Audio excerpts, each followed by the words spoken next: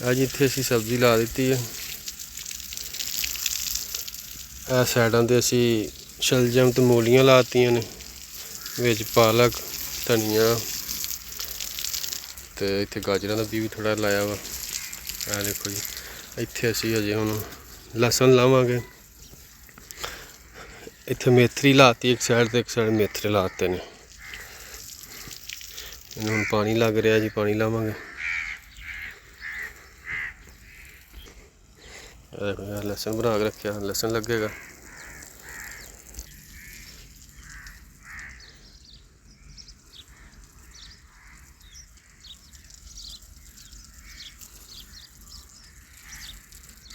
देखो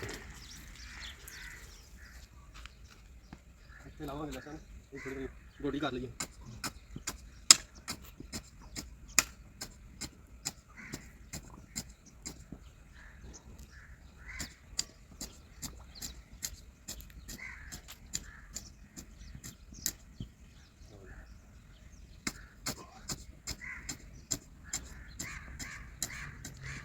ਇਹਨੂੰ ਪਾਣੀ ਲੱਗ ਗਿਆ ਜੀ। ਇੱਥੇ ਲਾਇਆ ਸੀ ਲਸਣ,